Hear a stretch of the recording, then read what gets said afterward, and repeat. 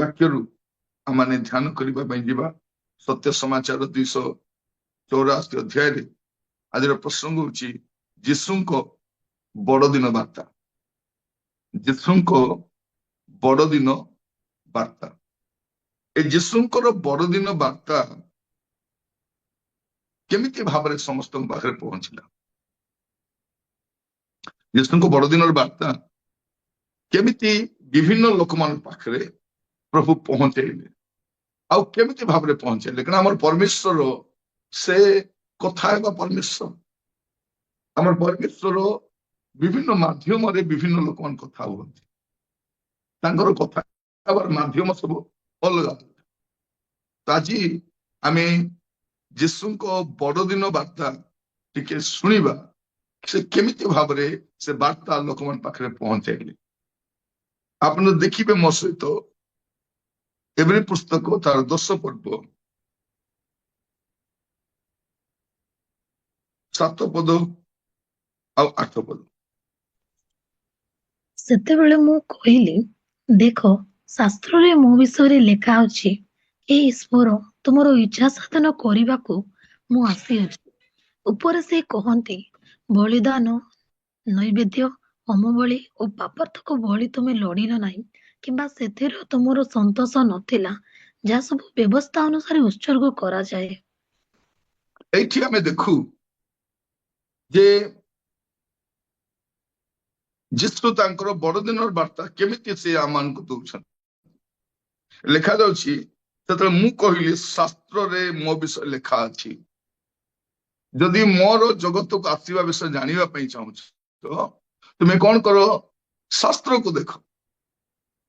ଶାସ୍ତ୍ରରେ ମୋ ବିଷୟ ଏକା ଲେଖା ଅଛି।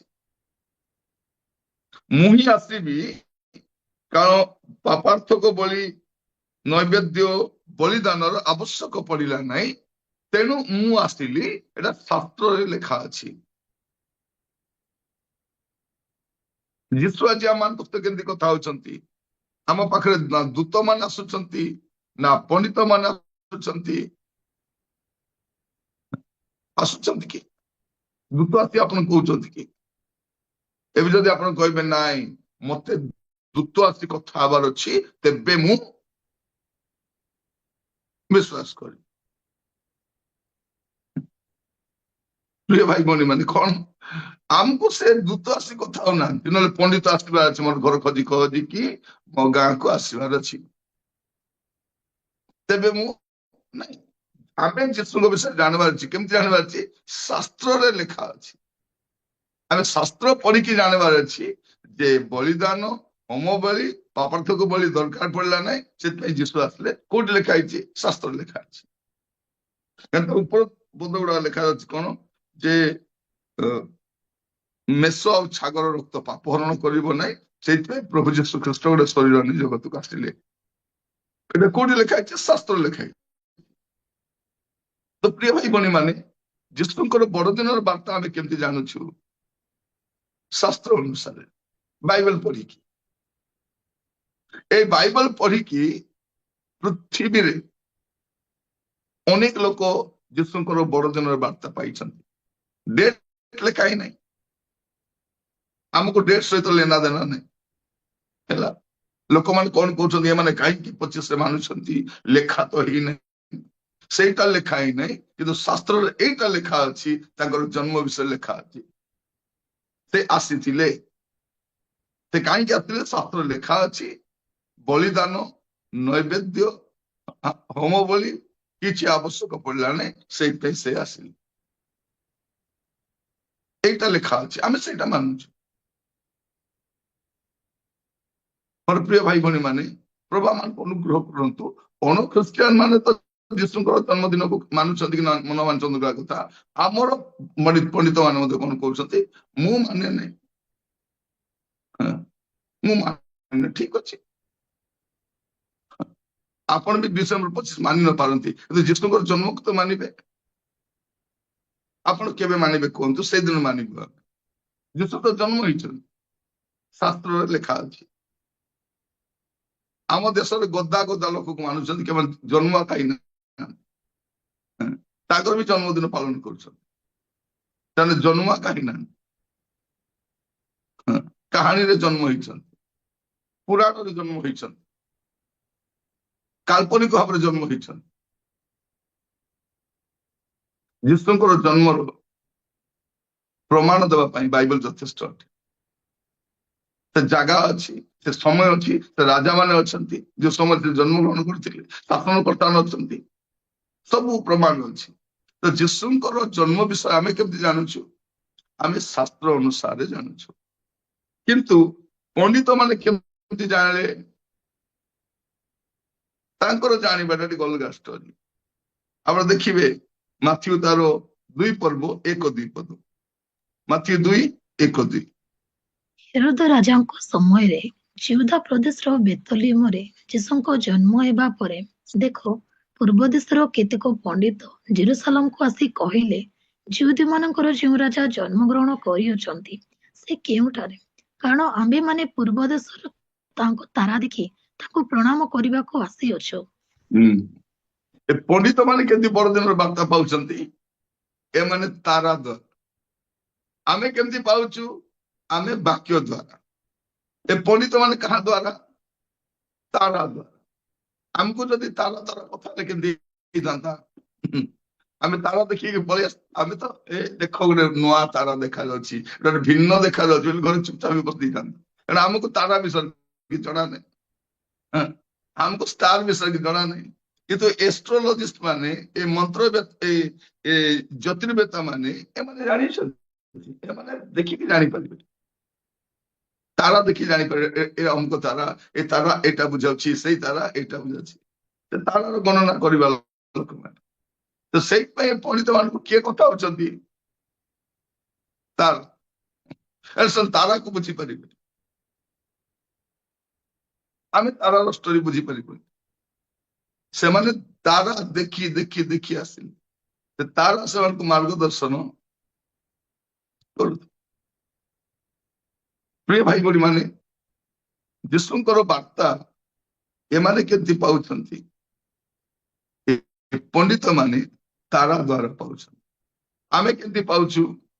ବାକ୍ୟ ଦ୍ୱାରା ପାଉଛୁ।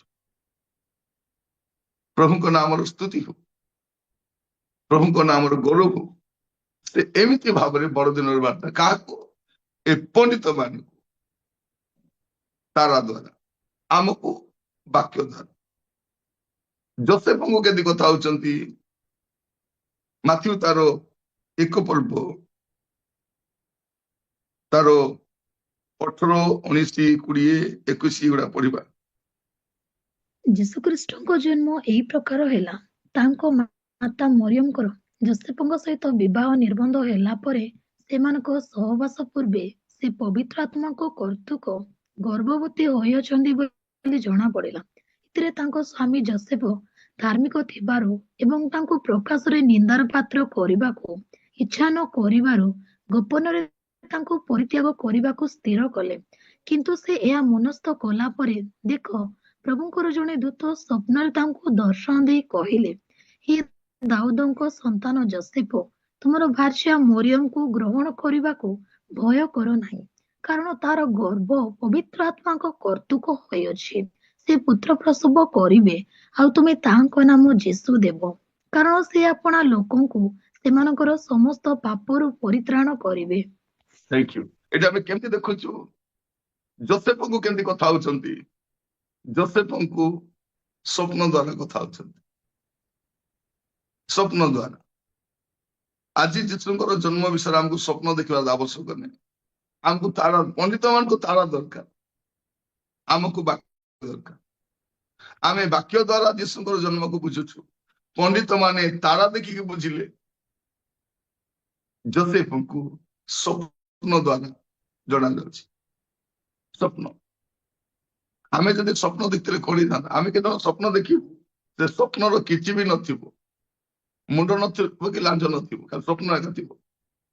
କହୁଥିବେ ଯେ ବୁଝିପାରୁନୁ ତୁ କଣ କହୁଛି ବୋଲି। ଖେଳି ଏଇଠି ସ୍ୱପ୍ନ ଦ୍ୱାରା ସଠିକ ଘଟଣା କୁହାଯାଉଛି। ସେ ସ୍ୱପ୍ନ ଦ୍ୱାରା ଦୂତ ଆସି ସ୍ୱପ୍ନ ଦ୍ୱାରା ତାଙ୍କୁ ଜଣାଉଛନ୍ତି, ଯେହେତୁ ସେ ଛାଡିଦେବା ପାଇଁ ମନରେ ସଂକଳ୍ପ କରିଛନ୍ତି। ଲୋକ ହସାଇବା ପୂର୍ବରୁ, ସେ ଲୋକ ହସାଇବା ପୂର୍ବରୁ ଛାଡିଦେବେ, କିନ୍ତୁ ପରେ ଦେଖିଲେ ଯଦି ସେ ଛାଡିଦେବେ କଣ ହବ? ଧାର୍ମିକ ଲୋକ।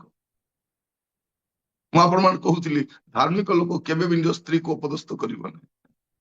ଯଦି ସ୍ତ୍ରୀକୁ ଅପଦସ୍ଥ କରୁଛି ସେ ଧାର୍ମିକ ଲୋକ ହେଇନଥିବ, ଭଲ ଲୋକ ହେଇନଥିବ, ଭଲ ଲୋକ ହେଇନଥିବ। ପ୍ରଭୁ ଆମମାନଙ୍କୁ ଅନୁକୂଳ କରନ୍ତୁ ବୁଝିବା ପାଇଁ। ଏଠି ଯୋସେଫଙ୍କୁ କେମିତି କଥା ହଉଛନ୍ତି? ଯୋସେଫଙ୍କୁ ସ୍ୱପ୍ନ ଦ୍ୱାରା କଥା ହଉଛନ୍ତି। ମରିୟମକୁ କେମିତି କଥା ହଉଛନ୍ତି? କାହିଁକି ମୁଁ କହୁଛି ଯୀଶୁଙ୍କର ବଡଦିନର ବାର୍ତ୍ତା ସମସ୍ତଙ୍କୁ ଭିନ୍ନ ଭିନ୍ନ ଭାବରେ ଦିଆଯାଇଥିଲା, ଯିଏ ଯେମିତି ବୁଝିପାରିବ। ଆମେ କେମିତି ବୁଝିପାରିବୁ? ଆମେ ବାଇବେଲ ପଢି ବୁଝିପାରିବୁ, ପଣ୍ଡିତ ମାନେ ତାର ଦେଖି ବୁଝିପାରିବେ, ଯୋସେଫ ସ୍ୱପ୍ନକୁ ବୁଝିପାରିବେ। ସ୍ୱପ୍ନରେ ଜଣେ ଦୂତ ଆସି ତାଙ୍କ କଥା ହଉଛନ୍ତି। ଆପଣ ଦେଖିବେ ଲୁକ ତାର ପ୍ରଥମ ଅଧ୍ୟାୟ 28 ପଦରୁ ପଢି ପଢି ଯିବା। ଲୁକ ପ୍ରଥମ ଅଧ୍ୟାୟ 28 ପଦରୁ 35 ପଦ ପର୍ଯ୍ୟନ୍ତ। ସେ ଗୃହରେ ପ୍ରବେଶ କରି ତାଙ୍କ ନିକଟକୁ ଆସି କହିଲେ, ଆଗ ଅନୁଗ୍ରହ ପାତ୍ରୀ, ତୁମର ମଙ୍ଗଳ ହେଉ, ପ୍ରଭୁ ତୁମର ସହବର୍ତ୍ତୀ। କିନ୍ତୁ ସେ ଏହି ବାକ୍ୟରେ ଅତିଶୟ ଉଦ୍ବିଗ୍ନ ହୋଇ ଏହା କି ପ୍ରକାର ସମ୍ଭାଷଣ ବୋଲି ମନରେ ଆନ୍ଦୋଳନ କରିବାକୁ ଲାଗିଲେ। ସେଥିରେ ଦୂତ ତାଙ୍କୁ କହିଲେ, ଆଗ ମରିୟମ, ଭୟ କର ନାହିଁ, କାରଣ ତୁମେ ଈଶ୍ୱରଙ୍କ ଛାମୁରେ ଅନୁଗ୍ରହ ପ୍ରାପ୍ତ ହୋଇଅଛ। ଆଉ ଦେଖ, ତୁମେ ଗର୍ଭଧାରଣ କରି ଗୋଟିଏ ପୁତ୍ର ପ୍ରସବ କରିବ ଓ ତାଙ୍କର ନାମ ଯୀଶୁ ଦେବ। ସେ ମହାନ ହେବେ ଓ ପରାତ୍ପରଙ୍କ ପୁତ୍ର ବୋଲି ଖ୍ୟାତ ହେବେ। ପ୍ରଭୁ ଈଶ୍ୱର ତାଙ୍କୁ ତାଙ୍କ ପିତା ଦାଉଦଙ୍କ ସିଂହାସନ ଦାନ କରିବେ। ସେ ଯାକୋବ ବଂଶ ଉପରେ ଯୁଗେ ଯୁଗେ ରାଜତ୍ୱ କରିବେ, ପୁଣି ତାଙ୍କ ରାଜ୍ୟର ଶେଷ ହେବ ନାହିଁ। କିନ୍ତୁ ମରିୟମ ଦୂତଙ୍କୁ କହିଲେ, ଏହା କିପରି ହେବ? ମୁଁ ତ ପୁରୁଷକୁ ଜାଣି ନାହିଁ।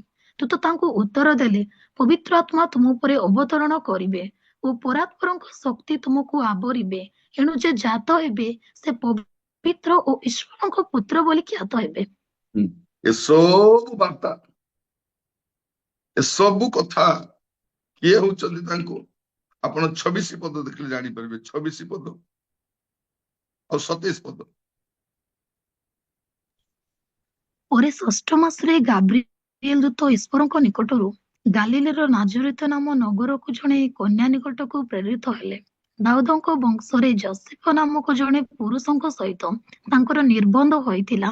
ସେ କନ୍ୟାଙ୍କ ନାମ ମରିୟମ। ଏଠି କଣ ଲେଖାଯାଉଛି? ମରିୟମକୁ କେମିତି କିଏ କଥା ହଉଛନ୍ତି? ଗାବ୍ରିଏଲ ଦୂତ ଯାଇ କଥା ହଉଛନ୍ତି। ଇଏ ସ୍ୱପ୍ନ ଦେଖୁନାହାନ୍ତି ଏଠି, ଇଏ କଣ ଦୂତ ଯାଇକି ତାଙ୍କୁ କଥା ହଉଛନ୍ତି। ଗାବ୍ରିଏଲ ଦୂତ ଈଶ୍ୱରରୁ ପ୍ରେରିତ ହେଲେ, ଆଉ କଣ ହଉଛନ୍ତି? କନ୍ୟା ସହିତ ଦେଖା ହଉଛନ୍ତି। ଗୃହରେ ପ୍ରବେଶ କଲେ, ତାଙ୍କୁ କହୁଛନ୍ତି, ଆଗ ଅନୁଗ୍ରହ ପାତ୍ରୀ, ତୁମର ମଙ୍ଗଳ ହଉ, ପ୍ରଭୁ ତୁମର ସହବର୍ତ୍ତୀ। ଗାବ୍ରିଏଲ ଦୂତ, ଯେ ବାର୍ତ୍ତା ବହ ଦୂତ, ଯେ ଈଶ୍ୱରଙ୍କ ବାର୍ତ୍ତା ଜଣଙ୍କ ନିକଟରେ ପହଞ୍ଚାନ୍ତି, ସେ ଦୂତ ଆସି ଯୋସେଫଙ୍କୁ କେମିତି କଥା ହଉଛନ୍ତି? ସ୍ୱପ୍ନ ମାଧ୍ୟମରେ କଥା ହଉଛନ୍ତି। ମରିୟମକୁ ଗାବ୍ରିଏଲ ଦୂତ ଯାଇ କଥା ହଉଛନ୍ତି। ମାନେ ପରମେଶ୍ୱର ସମସ୍ତଙ୍କୁ ଭିନ୍ନ ଭିନ୍ନ ଭାବରେ ଯୀଶୁଙ୍କର ବଡଦିନ ବାର୍ତ୍ତା ଦଉଛନ୍ତି, ଜନ୍ମ ହେବା କଥା କହୁଛନ୍ତି। ଯୀଶୁ ଆମକୁ କେମିତି କହୁଛନ୍ତି? ମୋ ବିଷୟ ଶାସ୍ତ୍ର ଲେଖା ଅଛି। ଆଜି ଦୁଃଖର କଥା କଣ? ସେ ବଡଦିନ ସମୟରେ ଶାସ୍ତ୍ର ପାଇଁ ଜାଗା ନାହିଁ। କଣ ପାଇଁ ଜାଗା ଅଛି? 10ଟା ଗୀତ ଥିବ, 3ଟା କୀର୍ତ୍ତନ ଥିବ, ମହିଳା ସମିତିର ନୃତ୍ୟ ଥିବ, ଶିଶୁ ବିଭାଗର ନୃତ୍ୟ ଥିବ, ଯୁବକ ମାନଙ୍କର ନୃତ୍ୟ ଥିବ, ଯୁବତୀ ମାନଙ୍କର ଡ୍ରାମା ଥିବ। ଠିକ ଅଛି, ବାକ୍ୟ ବି ତ ଥିବାର ଅଛି।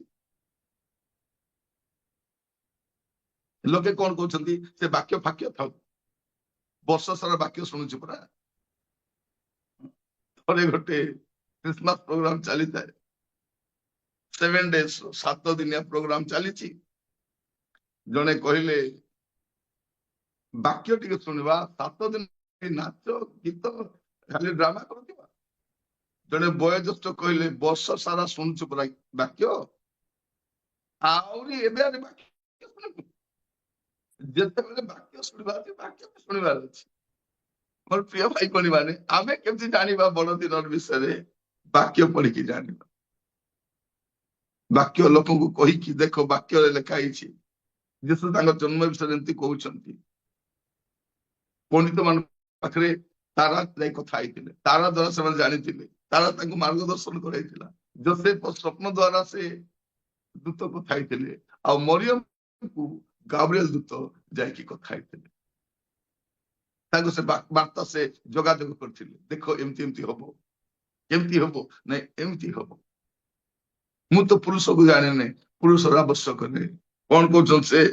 ପବିତ୍ର ଆତ୍ମା ତୁମ ଉପରେ ଅବତରଣ କରିବେ, ପରାତ୍ପରଙ୍କ ଶକ୍ତି ତୁମକୁ ଆବରିବ, ଏଣୁ ଯେ ଜାତ ହେବେ ସେ ପବିତ୍ର ଓ ଈଶ୍ୱରଙ୍କ ପୁତ୍ର ବୋଲି ଖ୍ୟାତ ହେବେ। ତାଙ୍କୁ କିଏ କଥା ହଉଛନ୍ତି?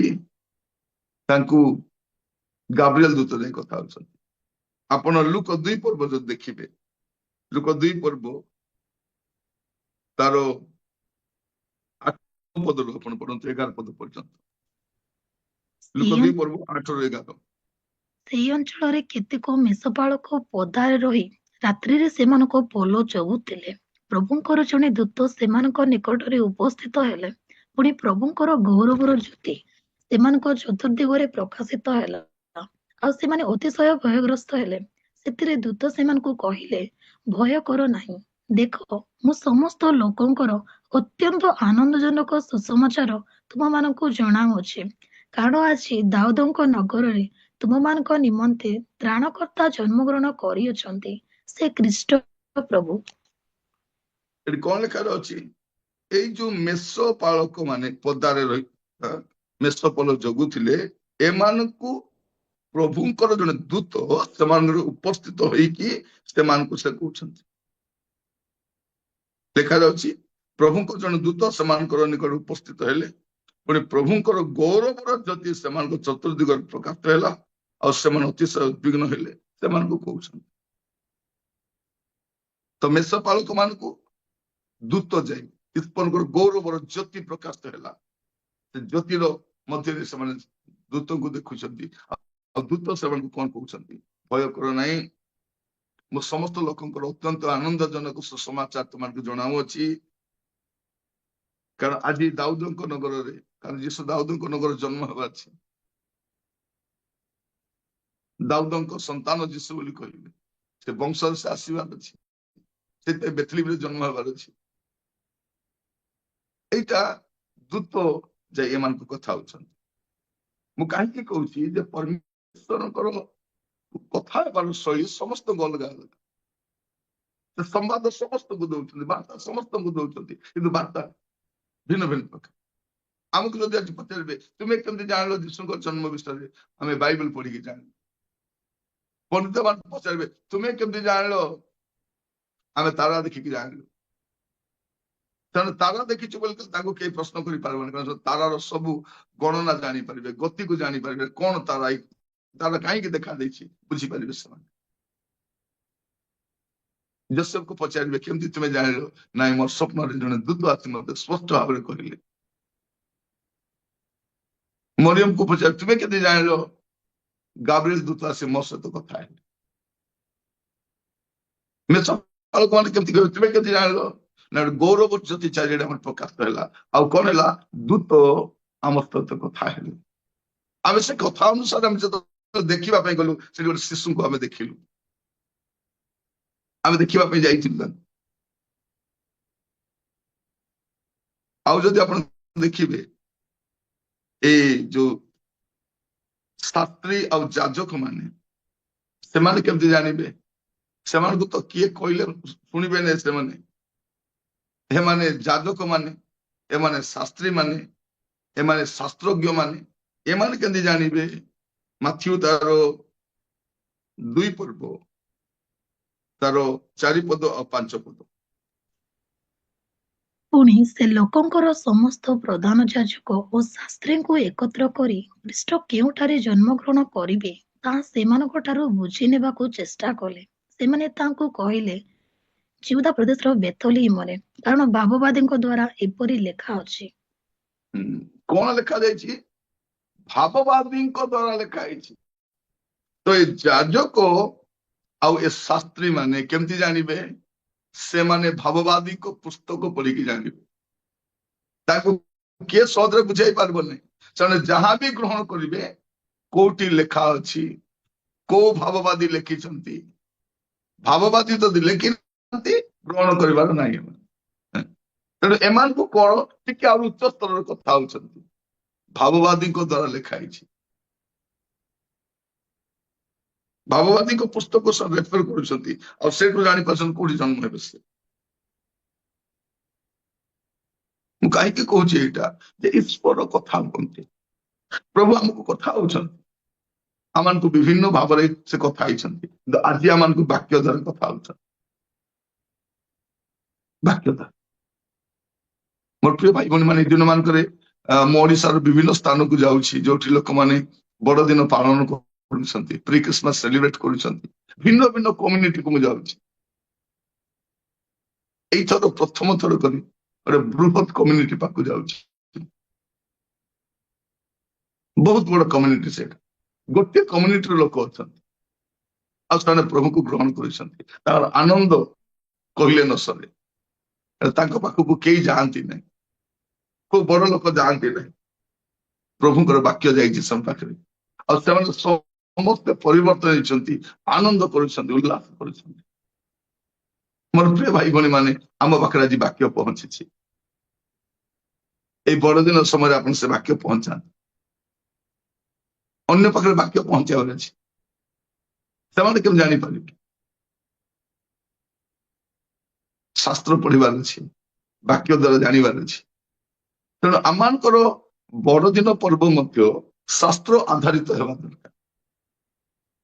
ଆମମାନେ ଦେଖୁଥିବୁ ଅନେକ ଜାଗାରେ ଦେଖିବେ ଯେ ଗୀତ ଗାଉଥିବେ, ସେ ସାନ୍ତା ଯାଇକି ଠିଆ ହେଇଯାଇଥିବେ, ଲୋକ କହିବେ ଇଏ କିଏ? ଏ ଯୀଶୁ ଖ୍ରୀଷ୍ଟ ଜନ୍ମ ହେଇଥିଲେ କି? ଯୀଶୁ ଖ୍ରୀଷ୍ଟ ତାଙ୍କର କଣ ସମ୍ପର୍କ ଅଛି କି? ନାଇଁ, ଆମେ ବାକ୍ୟ ଦଉଛୁ, ମଝିରେ ସେ ଚଲାବୁଲା ହେଇଥିବେ, ଲୋକମାନେ ତାକୁ ଅନେଇଥିବେ। ସେଠି ବଡଦିନର ବାର୍ତ୍ତା ହଉନଥିବ, ଲୋକ ତାକୁ ଦେଖି ଆମୋଦ ପ୍ରମୋଦ କରିବେ। ଆମେ କଣ କରିବା? ଯେତେବେଳେ ଆମେ ବଡଦିନ ପର୍ବ ପାଳନ କରୁଛୁ, ସେଇ ସମୟ ଆମେ କଣ କରିବା ଦରକାର ପ୍ରିୟ ଭାଇ ଭଉଣୀ ମାନେ? ଖ୍ରୀଷ୍ଟଙ୍କର ବାର୍ତ୍ତା ସ୍ପଷ୍ଟ ଭାବରେ ଆଉ ୱିଦାଉଟ୍ ଡିଷ୍ଟର୍ବାନ୍ସ କୌଣସି ବିଷୟ ଲୋକମାନଙ୍କୁ କଣ କରିବା ଉଚିତ ନୁହଁ, ଲୋକମାନଙ୍କୁ ବ୍ୟତିବ୍ୟସ୍ତ ନ କରୁ। ଆଉ ଯେତେବେଳେ ଲୋକମାନେ ଆସୁଛନ୍ତି, ଆମେ କଣ କରିବା ଦରକାର? ଆମର ସବୁ କାର୍ଯ୍ୟକ୍ରମକୁ ପରେ କରି ମଧ୍ୟ ପ୍ରଥମରେ ବାକ୍ୟ ଦେଇଦେବା ଦରକାର। ଲୋକ ଅସ୍ତବ୍ୟସ୍ତ ହେବେ, ଯିବା ପାଇଁ ବ୍ୟସ୍ତ ହେବେ, ଥଣ୍ଡା ପାଇଁ ବ୍ୟସ୍ତ ହେବେ, ବ୍ୟସ୍ତ ହେଲା ବେଳକୁ ଆମେ ବାକ୍ୟ ଶେଷ ରଖିଥିବୁ। ନାଇଁ, ଏବେ ମୁଖ୍ୟ ବିଷୟ ଅଛି, ସବୁଠାରୁ ମୁଖ୍ୟ ବିଷୟ, ଯେତେବେଳେ ସମୟ ଏକା ନଥିବ। ବଡଦିନର ବାକ୍ୟ କେତେବେଳେ ଦେବେ? ଯେତେବେଳେ ସମୟ ନଥିବ। ବର୍ତ୍ତମାନ ଆମେ ସଭାର ମୁଖ୍ୟ ବିଷୟ କରିବା ପାଇଁ ଯାଉଛୁ, ପ୍ରଭୁଙ୍କ ଦାସଙ୍କୁ ଆମେ ଡାକିଛୁ ବାକ୍ୟ ଶୁଣିବା ପାଇଁ। ମୁଖ୍ୟ ବିଷୟ, ଏ ବକ୍ତା 2 ଘଣ୍ଟା ହେଲା ଷ୍ଟେଜରେ ବସିକି ନାଚ ଗୀତ ଦେଖି ଦେଖି ଅଛନ୍ତି, ମୁଖ୍ୟ ବିଷୟ କହିବା ପାଇଁ। ଆନନ୍ଦ କରିବା, ଉଲ୍ଲାସ କରିବା, କିନ୍ତୁ ବାକ୍ୟକୁ ମଧ୍ୟ ଆମେ ପ୍ରାଧାନ୍ୟ ଦେବା, କାରଣ ବାକ୍ୟ ଦ୍ୱାରା ହିଁ ଆମେ ଯୀଶୁଙ୍କର ଜନ୍ମକୁ ଜାଣିପାରୁଛୁ।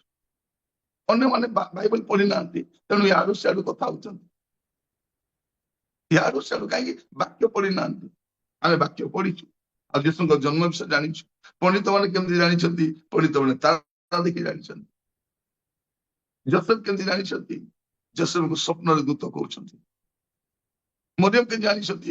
ଗାବ୍ରିଏଲ ଦୂତ ଯାଇ ତାଙ୍କ କଥା ହେଇଛନ୍ତି, ସ୍ପଷ୍ଟ ଭାବରେ କଥା ହେଇଛନ୍ତି। ଏ ମେଷପାଳକ ମାନଙ୍କ ପାଖରେ କେମିତି ହେଲା? ଏ ଗୌରବ ଜ୍ୟୋତି ପ୍ରକାଶ ହେଲା ଆଉ ଜଣେ ଦୂତ ପ୍ରକାଶ କରି ତାଙ୍କୁ ସ୍ପଷ୍ଟ ଭାବରେ କହିଲେ ଯେ ଦେଖିଲା ବେଳକୁ ଯୀଶୁ ଜନ୍ମ ହେଇଛନ୍ତି।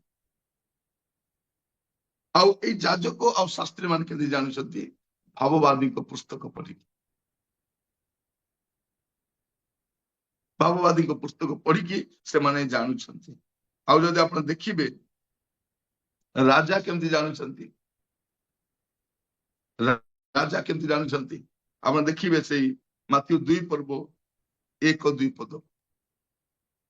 ହେରୋଦ ରାଜାଙ୍କ ସମୟରେ ଜିହୁଦା ପ୍ରଦେଶର ବେଥଲେହେମରେ ଯୀଶୁଙ୍କ ଜନ୍ମ ହେବା ପରେ ଦେଖ, ପୂର୍ବ ଦେଶର କେତେକ ପଣ୍ଡିତ ଜେରୁସାଲେମକୁ ଆସି କହିଲେ, ଯିହୁଦୀମାନଙ୍କର ଯେଉଁ ରାଜା ଜନ୍ମଗ୍ରହଣ କରିଅଛନ୍ତି ସେ କେଉଁଠାରେ? କାରଣ ଆମ୍ଭେମାନେ ପୂର୍ବ ଦେଶରେ ତାଙ୍କ ତାରା ଦେଖି ତାଙ୍କୁ ପ୍ରଣାମ କରିବାକୁ ଆସିଅଛୁ। ହେରୋଦ ରାଜା ପାଖକୁ କିଏ ଯାଉଛନ୍ତି? ହେରୋଦ ରାଜା ପାଖକୁ ପଣ୍ଡିତ ମାନେ ଯାଉଛନ୍ତି। ପ୍ରଥମରେ ପଣ୍ଡିତ ମାନେ ଜଣେଇଲେ ଯେ କଣ? ଯେ ରାଜା କୋଉଠି ଜନ୍ମ ହେଇଛନ୍ତି, ଜିହୁଦୀ ମାନଙ୍କ ରାଜା ସେ କୋଉଠି ଜନ୍ମ ଗ୍ରହଣ କରିଛନ୍ତି। ରାଜାର ମୁଣ୍ଡ ଖରାପ, ମୁଁ ରାଜା ଥାଉ ଥାଉ ଆହୁରି କିଏ ରାଜା ହେଇଗଲା। ସେ ଟେନସନ ରେ ସେ 2 ବର୍ଷ ଶିଶୁ ମାନଙ୍କୁ ବି ହତ୍ୟା କରିବା ଉପରେ ପଛଉନାହାନ୍ତି। ସେ ଭାବୁଛନ୍ତି ମୁଁ ଆକା ରାଜା ଥିବି। ଏବେ ଯେମିତି ଆମ ଦେଶର ରାଜା ସମସ୍ତଙ୍କୁ ନଷ୍ଟ କରୁଛନ୍ତି ଯଦି ମୁଁ ଏକା ଥିବି ବୋଲି। କୋଉ ରାଜା ନଥିବେ ନା, ହେରୋଦ ରାଜା ଥିଲା ନା କୋଉ ରାଜା ଥିବେ, କୋଉ ରାଜା ରହିବେନି, ସବୁ ରାଜା ପଳେଇବେ। ସବୁ ରାଜାର ବେଣ୍ଡ ବାଜା ବାଜିବ, ଗୋଟେ ରାଜା ଏକା ଥିବେ, ସେ ହଉଛନ୍ତି ଯୀଶୁ ରାଜା, ଶାନ୍ତି ରାଜା। ତାଙ୍କ ରାଜ୍ୟ ଅବିନାଶୀ ରାଜ୍ୟ, ସେ ଯୁଗେ ଯୁଗେ କର୍ତ୍ତୃତ୍ୱ କରିବେ। ତାଙ୍କ ସ୍କନ୍ଧରେ କର୍ତ୍ତୃତ୍ୱ ଭାର କୁହାଯିବ। ସେ ରାଜା ଆସିବେ। এইটা এই ରାଜାଙ୍କୁ କହିଲେ ବୁଝିପାରୁନାହାନ୍ତି। ତାପରେ ଲେଖା ହେଉଛି 3 ପଦରେ, ଏହା ଶୁଣି ହେରୋଦ ରାଜା ଓ ତାଙ୍କ ସହିତ ସମୁଦାୟ ଜେରୁସାଲେମ ନିବାସୀ ଉଦ୍ବିଗ୍ନ ହେଲେ। ଉଦ୍ବିଗ୍ନ ହଉଛନ୍ତି, ଆରେ ଏଇଟା କଣ କଥା? ପଣ୍ଡିତ ମାନେ ଆସି କହୁଛନ୍ତି, ତାରା ଦେଖି ଦେଖି ତମେ କୋଉଠୁ ଆସିଛ ଆଜ୍ଞା? ସେମାନେ କହୁଛନ୍ତି ଆମେ ଏଇଠୁ ଆସିନାହୁଁ, ଆମେ ବହୁତ ଦୂରରୁ ଅନେକ ମାସ ଅତିକ୍ରମ କରି ଆମେ ଆସିଛୁ ଏଠି, ଅନେକ ମାସ ଅତିକ୍ରମ କରି ଆମେ ଏଠି ଆସିଛୁ। ତାପରେ ଯାଇକି ସେ ଶାସ୍ତ୍ରୀ ଆଉ ଯାଜକମାନେ ପଚାରିଲେ, ମତେ ଟିକେ କୁହ ଏ ପଣ୍ଡିତ ମାନେ ଆସି କଣ କହୁଛନ୍ତି? ତ ରାଜା କେମିତି ହଉଛନ୍ତି ଡବଲ କନଫର୍ମ। ପଣ୍ଡିତ ମାନଙ୍କ ଦ୍ଵାରା ଶୁଣୁଛନ୍ତି, ଆଉ ଭାବବାଦୀ ଯୋଉ ଲେଖା ହେଇଛି ସେଇଟା ମଧ୍ୟ ସେମାନେ ତାଙ୍କୁ କହୁଛନ୍ତି। ମୋର ପ୍ରିୟ ଭାଇ ଭଉଣୀ ମାନେ, କେମିତି କନଫର୍ମ ହଉଛନ୍ତି? ଏଟା ସୁନ୍ଦର ଭାବରେ ଲେଖା ଯାଉଛି। ପ୍ରଭୁ ଆପଣମାନଙ୍କୁ ପ୍ରତ୍ୟେକଙ୍କୁ ଅନୁଗ୍ରହ କରନ୍ତୁ। ଯୀଶୁଙ୍କର ଜନ୍ମର ବାର୍ତ୍ତା ଆମେ କେମିତି ପାଉଛୁ? ଆମେ ବାକ୍ୟ ଦ୍ୱାରା ପାଉଛୁ, କିନ୍ତୁ ଏଇ ରାଜା କେମିତି ପାଉଛନ୍ତି? ପଣ୍ଡିତ ମାନେ ଯାଇ କହୁଛନ୍ତି, ଆଉ ତାକୁ କନଫର୍ମ କରିବା ପାଇଁ ସେ ଯାଜକ ମାନଙ୍କୁ ଆଉ ଶାସ୍ତ୍ରୀ ମାନଙ୍କୁ ଡକାଉଛନ୍ତି। ସେମାନେ ଆସି ଜଣକୁ ନାହିଁ, ଯାଜକକୁ ବି 2 ଜଣକୁ ଡକାଅ, ଏ 2 ଜଣ କହିବାର ଅଛି, ତେବେ ମୁଁ ମାନିବି। ପଣ୍ଡିତ ମାନେ ତ କହିଦେଲେ, ସେମାନେ ତ ବାହାରୁ ଆସିଛନ୍ତି, କିନ୍ତୁ ଏମାନେ ତ ଶୁଣିବାର ଅଛି। ତ ପ୍ରଭୁ ସମସ୍ତଙ୍କ କଥା ହୁଅନ୍ତି, ଯେ ଯେମିତି ବୁଝିପାରିବ,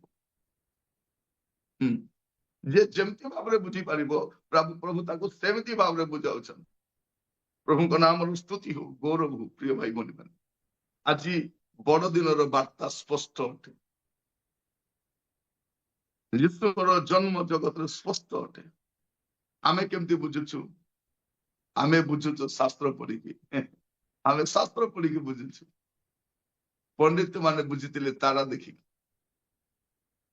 ଯୋସେଫଙ୍କ ପାଖରେ ବାର୍ତ୍ତା ପହଞ୍ଚିଥିଲା ସ୍ୱପ୍ନ ମାଧ୍ୟମରେ, ଦୂତ ଯାଇ କଥା ହଉଛନ୍ତି।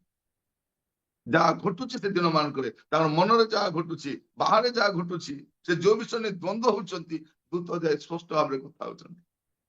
ମରିୟମକୁ ଗାବ୍ରିଏଲ ଦୂତ ନିଜେ ପ୍ରଭୁ ପଠାଇଲେ, ଗାବ୍ରିଏଲ ଯାଅ ଦୂତ ତାକୁ ବୁଝାଅ, ସେ ଗୋଟେ ଗ୍ରାମର ଝିଅଟା, ସେ ନିରୀହ ଝିଅଟା, ସେ ବୁଝିପାରିବ ନାହିଁ, ସେ ବୁଝିଲା ଭଳିଆ ତା ସହିତ କଥା ହବ।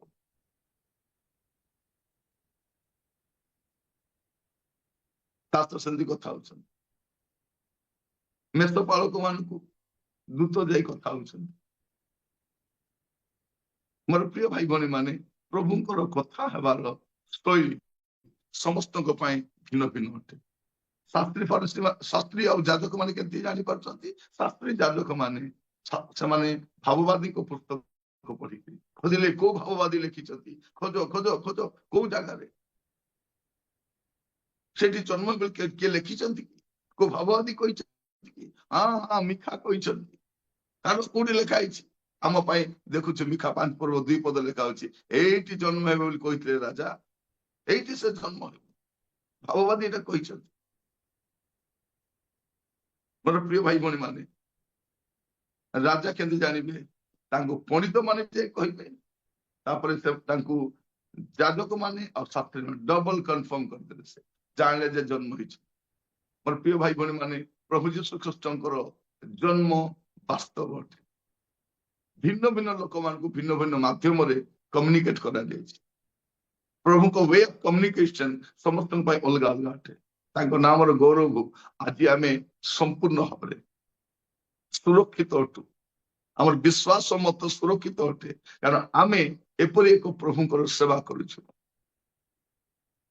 ଯେ ବାସ୍ତବରେ ଶାସ୍ତ୍ର ଅନୁମୋଦିତ ଅଟନ୍ତି, ବାସ୍ତବରେ ଜନ୍ମଗ୍ରହଣ କରିଛନ୍ତି। ଆମେ ଗୋଟେ କାଳ୍ପନିକ ବା ପୌରାଣିକ ବା ଲୋକ କଥାରେ ତିଆରି ହେଇଥିବା ଈଶ୍ୱରଙ୍କୁ ମାନୁନାହୁଁ। ଆମେ ମାନୁଛୁ ଗୋଟେ ବାସ୍ତବ ଆଉ ସତ୍ୟ ଈଶ୍ୱରଙ୍କୁ, ଯାହାଙ୍କ ସମ୍ପର୍କ ଶାସ୍ତ୍ରରେ ଲେଖା ଅଛି। ଆପଣଙ୍କୁ ପଚାରିବେ, ତୁମେ କେମିତି ଜାଣିଲ ଯୀଶୁ ଜନ୍ମ ହେଇଛନ୍ତି? ବାଇବଲରେ ଲେଖା ହେଇଛି। आम बाइबल को मानुଛୁ बाइबल ईश्वर पुत्र बाइबल ईश्वर पुत्र विषय स्पष्ट भाव में कहूँ आ बाइबल जहाँ जहाँ कहुच्छे सब घटू तेणु मु बाइबल को मानुଛି आपण मान आशीर्वाद करतु आम यही थर अन्य मान जोगाजोग करवा अच्छी आपण केमिति जोगाजोग करेंगे आपण जानवर अच्छे को वे रे कम्युनिकेट करेंगे आप स्किट माध्यम कि गीत माध्यम कि वाक्य माध्यम कि कहानी माध्यम केमिति उपस्थापन करेंगे उपस्थापन करवा अच्छी प्रभु मान अनुग्रह करतु कारण लोक एवं जाए जानी ना जीशुकर जन्मर वास्तव कथा एवं जाए जानी ना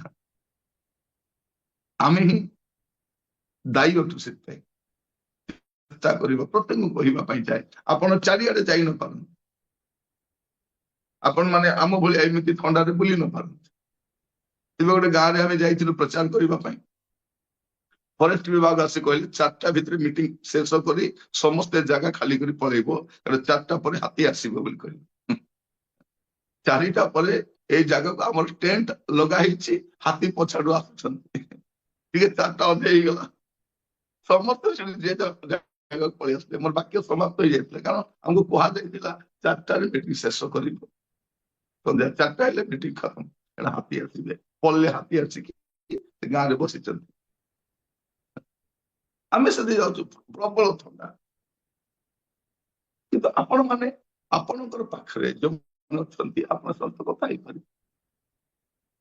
कम्युनिकेट कर प्रभु आपण मान प्रत्येक आशीर्वाद करतु आज आप गोटे वार्ता बह देवाई प्रस्तुत हो जीशु को बड़दिन वार्ता एमती भाव समस्त को दि जाए प्रभु आपण मान आशीर्वाद करतु प्रार्थना कर अनुग्रहकारी पिता परमेश्वर आपन को धन्यवाद दौ आपण महान सामर्थ्य परमेश्वर प्रभु आज आपण मान सहित स्पष्ट भाव में कथा आपको धन्यवाद प्रभु अनुग्रह करते पिता आम जीशु को जन्मर वार्ता जेकोसी माध्यम हो लोक पाखे पहुंचे पार आम प्रत्येक को अनुग्रह कर आम प्रत्येक को दया कर प्रभु अनेक स्थान रे वातावरण को प्रभु अशांति करेश को अशांत कर लोक मैंने भय प्रभु जीशुकर जन्मर एक पर्व को पालन कर न पारती प्रभु अनुग्रह करते पिता लोक मैंने बुझी पारे सत्य ईश्वर ताड़ना करवा लोक मैंने भी बुझी पारे एपाई अनुग्रह कर दया कर प्रत्येक को आप हस्त रखिले आपण दया गुण कढ़ी आदर महिमा गौरव आपण को दे प्रार्थना मोर प्राणर प्रिय जीशु नाम मागिली आमीन ये पिता ईश्वर प्रेम प्रभु जीशु ख्रीस्ट अनुग्रह पवित्र आत्मा परमेश्वर शांति शक्ति सहभागिता चेतना परामर्श प्रभु जीशु ख्रीस्ट को मेघमाला साक्षात करने पर्यंत आम समस्त सहवर्ती हूँ आमीन आमीन।